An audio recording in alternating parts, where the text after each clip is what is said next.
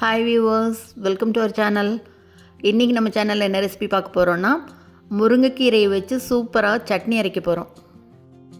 இந்த முருங்கைக்கீரை சட்னியை சூடாக சாதத்து மேலே கலந்தும் சாப்பிட்லாம், இல்லை இட்லி தோசைக்கு தொட்டுட்டும் சாப்பிட்லாம். சூப்பரான இந்த சட்னி எப்படி பண்ணுறதுன்னு பார்க்குறதுக்கு முன்னால் நம்ம சேனல் இன்னும் சப்ஸ்கிரைப் பண்ணலைன்னா கண்டிப்பாக சப்ஸ்கிரைப் பண்ணிடுங்க. கூடவே பக்கத்தில் இருக்கிற பெல் பட்டனையும் தட்டி விட்டுருங்க. ஸோ நான் போடுற வீடியோ எல்லாமே உடனுக்குடனே நோட்டிஃபிகேஷனாக வந்துடும். வாங்க இந்த சட்னி எப்படி அரைக்கிறதுன்னு பார்க்கலாம். ஒரு வாணலியில் 1 ஸ்பூன் அளவுக்கு நல்லெண்ணெய் சேர்த்துட்டு எண்ணெய் நல்லா சூடானோன்னா இப்போ இது கூட 1 டேபிள் ஸ்பூன் அளவு மல்லி சேர்த்துக்கலாம்.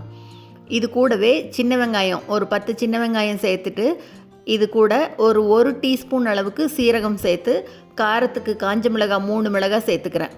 இது எல்லாத்தையும் சேர்த்து இப்போ லேசாக வறுத்து விட்டுக்கலாம். சீரகம் பொரியிற வரைக்கும் வறுத்துக்கலாம்.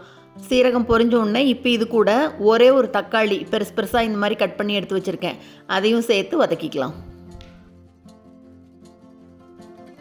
இப்போ வெங்காயம் தக்காளி ரெண்டும் பாதி அளவு வதங்கினோடனே இது கூட நல்லா ஒரு பெரிய கைப்பிடி அளவுக்கு முருங்கைக்கீரை எடுத்து காம்பெல்லாம் கிள்ளிட்டு நல்லா வாஷ் பண்ணி க்ளீன் பண்ணி எடுத்து வச்சுருக்கேன், அதையும் இது கூட சேர்த்து வதக்கணும்.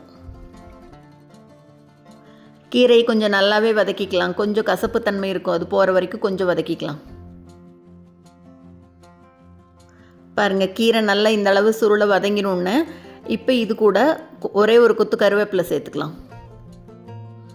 இது கூடவே கொஞ்சமாக கொத்தமல்லி தழை.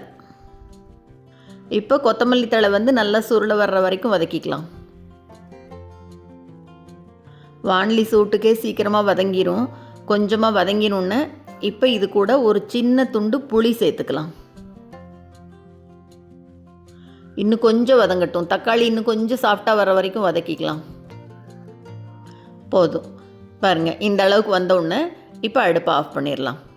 இப்போ இதெல்லாம் நல்லா கம்ப்ளீட்டாக ஆறுனதுக்கப்புறமா இதை ஒரு மிக்ஸி ஜாருக்கு மாற்றிக்கலாம்.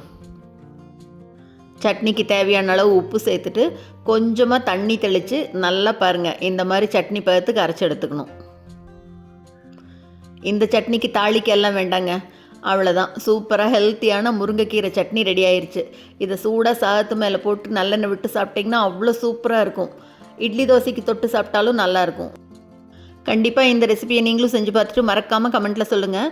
இந்த வீடியோ உங்களுக்கு பிடிச்சிருந்ததுன்னா லைக் பண்ணுங்கள், ஷேர் பண்ணுங்கள், கமெண்ட் பண்ணுங்கள். மறக்காமல் நம்ம சேனலை சப்ஸ்கிரைப் பண்ணுங்கள்.